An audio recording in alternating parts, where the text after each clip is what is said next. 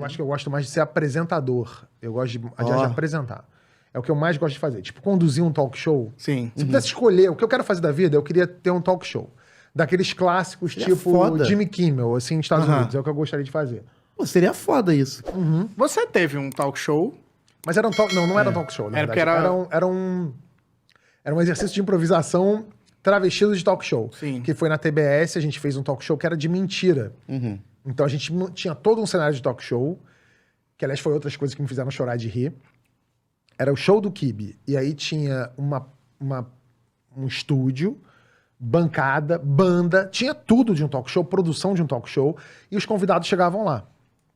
Aí o cara chegava e eu falava assim, pô, vamos fazer. O cara, pô, vamos fazer, vamos começar. E aí passava o cara com uma escada, ajeitando o cenário, vinha o outro ajeitar a lapela, Foda. vinha maquiador, e tudo isso era ator. E equipe. vocês conversando. A gente conversando. E aí eu bati um papo com ele, eu fazia meio que uma pré-entrevista com o convidado.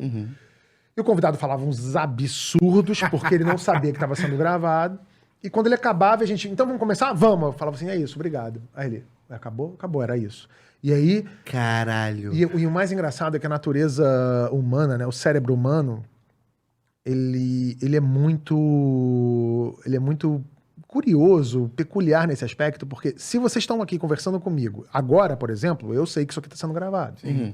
Então, tudo que eu tô falando, o meu cérebro sabe que isso aqui vai ficar gravado.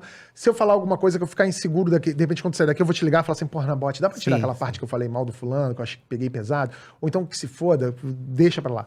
Mas quando eu tô falando num registro que eu sei que não vai ser gravado, o seu cérebro não lembra o que você falou. Não, com certeza. É verdade. Puta, falei merda. Tá sem responsabilidade, Não, sem a primeira filtro. coisa, cara. Pois é. E aí, por exemplo, teve entrevistados, assim, um dos entrevistados foi o Rivelino, campeão mundial da seleção da década de 70. O Rivelino, falando dos jogadores atuais, é surreal. Ele chega e fala de um cara... Eu não vou falar exatamente o que o Rivelino falou, até porque esse programa nunca foi pro ar, porque eu tive um problema contratual com a produtora que fez o programa. Então, eu processei eles e esses programas nunca foram exibidos. Caralho. Mas tem relíquias que foram ditas, assim, Caralho. que nunca foram pro ar. Então, o Rivelino tem um jogador lá, eu não vou dizer quem foi o jogador, mas é um jogador, assim, multicampeão depois dele. E ele fala assim, isso é um merda, nunca jogou bola. Isso é um bosta, porra. Cara desse não sabe cruzar uma bola. Aí vai jogar lá na Europa, ganha dinheiro, mas é um merda, não sabe jogar nada. Aí você fala, aí, caraca. Tem outros caras que eu posso falar o que disseram, porque não disseram nada que ele já não... Já não tinham dito antes. Não é que não tenha dito antes. Acho que ele disse coisas que ele nunca disse antes. Ah, entendi. Mas é uma coisa que não deprecia, não vai contra ele. Por exemplo, o Zé Elias, Zé Elias é o jogador também? ex-jogador do Corinthians, que é comentarista dos canais ESPN, Fox, dos canais Disney, né? O Zé Elias teve uma puta carreira, né? Ele foi brilhante no Corinthians, ele foi pro exterior, ele jogou bem na Inter de Milão, jogou na seleção brasileira, fez a vida em torno disso e hoje é comentarista de futebol. O Zé Elias fala pra mim assim, cara, se eu pudesse voltar na vida, eu nunca tinha jogado futebol antes. Eu falei, mas por quê? Aí ele fala assim, eu queria ter feito fisioterapia, eu queria ter feito medicina. Aí, mas por quê? Ele, cara, porque hoje eu não consigo subir um degrau de escada sem sentir dor. Caralho. E é foda, porque os caras, uma cara que é atleta de alto nível, o cara sofre, pena com isso. E assim, eu vi a coisa, e os momentos que eu chorei de rir foram maravilhosos, porque eu fazia isso esse programa era eu, o Daniel Furlan e o Caíto. Porra! Caralho, tá mal de equipe, graças a Deus. O Daniel Furlan fazia o diretor do programa e o Caíto fazia um assistente que servia pra tudo. Caralho, Então, foda. o Daniel Furlan era um diretor que me maltratava, ele me constrangia na frente do convidado. E o convidado não sabia. Não sabia. Caralho, imagina Não o sabia. convidado. Caralho. Não sabia. O convidado viu o Furlan. Tinha até gente, o Rafinha Bastos, quando eu entrevistei. Chegou a entrevistar o Rafinha Bastos? Sim. O Rafinha, ele reconheceu o Furlan da MTV. Ele falou assim, ué, tu é diretor aqui agora? Ele sou diretor. Pra você ver, né? Aí ele fazia assim. Ele é demais, cara.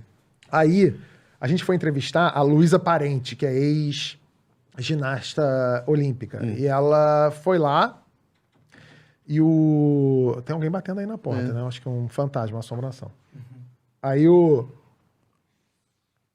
a gente foi entrevistar a Luísa Parente, que é ex-ginasta, E a gente falava assim pra ela, pô, a gente tá aqui conversando, daqui a pouco vai chegar outro cara que vai ser entrevistado por você. Aí ela, quem? Aí eu falei assim, é o fulaninho. Aí inventava um nome pro Caíto. E ele faz o quê? Eu falei assim, ele é atleta paralímpico, ele pratica fute-tiro. Fute-tiro. Aí ela, fute-tiro, como é que é isso? Não, é uma pessoa que tem uma deficiência com os braços e ela atira com o pé. Caralho! E ela ficava assim, fute-tiro é fute-tiro. Aí eu ia batendo um papo com ela antes da gravação e eu falava assim, vem cá, qual é o maior mico que um ginasta pode sofrer? E aí ela falou assim, o pior... Eu falei assim, é quando o cara cai de bunda, né? O cara tava fazendo aquelas barras paralelas e cai de bunda. Aí ela falou assim, não. O pior é quando você cata cavaco. Não sei quem está assistindo sabe o que é cata cavaco. É quando você cai pra frente e você perde o equilíbrio e vai tropeçando, tentando se salvar. Quando e lá no freio não consegue... O freio já tá gasto. É o carro capotando. E cai. E aí a nossa piada, o que a gente tinha armado pra ela é que em algum momento chegaria o Rogerinho, né, o Caíto, que todo mundo conhece como Rogerinho do Engalho, chegaria lá dizendo que ele era atleta de fute-tiro. E aí eu ia entrevistar os dois. E aí chegava o personagem do Daniel e falava assim, esse é um pilantra, ele é falso, ele veio aqui pra comer a comida. E tinha uma comidinha, tipo isso aqui, numa mesinha, uma espécie de catering improvisado. Aí ele chegou, eu fiquei conversando com ela, e aí passava a pergunta pra ele, e ele falava assim, faz fute-tiro. Quando eu tiro com o pé. E aí ficava aquele clima. Como é que é? Ele fazia essa vozinha. Como é que era a voz? Ele fazia essa voz. Eu não sei fazer direito, mas. Tiro com o pé, Eu faço funtinho quando eu tiro com o pé. E o entrevistado sério aqui. E ela séria, segurando. Caralho, Aí meu chegou irmão. o Daniel Furlan falava assim. Aí, corta! Esse cara é pilantra, ele não é do fute-tiro, não, isso é mentira. E aí, a nossa performance ensaiada é que ele saía correndo, pegava a bandeja e ia embora. Meu irmão, ele levantou pra sair correndo, ele não me cata cavaco de verdade. Ele catou cavaco de verdade, caiu e a gente não aguentou. Eu comecei a chorar. Teve uma outra vez que a gente foi entrevistar o Robson Caetano, um corredor olímpico também. E aí a piada era outra. Eu entrevistava ele, tava lá falando com o Robson Caetano falando 1000 putarias sem saber que tava sendo gravado. Caralho. Pô, Robson, na Vila Olímpica, come geral. Porra, Vila Olímpica, você tava falando pra cacete. E aí chega o Caíto / Rogerinho e ele fingia que era um dono da TBS. Só que era um dono meio bicheiro, né? Aí ele, porra, Robson, gosto muito do teu trabalho, porra. Vamos lá comer um churrasco na minha casa? E, pô, vamos sim. Ele saía fora, ele falou assim, esse cara da TBS? Ele falou assim, Robson, não vai com essa porra não vai pra esse churrasco não. Ele, pô, é mesmo? Eu falei assim, pô, esse maluco é ligado pro PMDB do Rio, não vale a pena. Esse é bandido, tem coisa com frota de van, caralho. Pô, é sério, sei lá o quê. Então a gente meio que passou ali pra ele que o cara era um bandido. E ele não sabia quem era o cara. Aí tamo lá, aí a gente, vamos começar então? Vamos começar a gravação? Vamos começar. Aí chegava o Caíto de novo e falou assim, gente... Vamos rezar um Pai Nosso aqui pra começar no Alto Astral essa gravação aí. Vamos. Aí eu falei assim, Robson, vamos. Aí o Robson levantou. Oh, meu Deus. A gente fez uma roda. Começou a rezar um Pai Nosso. Pai Nosso no céu. E aí eu, me segurando muito, assim, tipo, mordendo a língua pra não rir, Aí o filho da puta do Caíto me faz assim... Vamos rezar aí, né? Pra gente fazer um bom programa, uma boa estreia.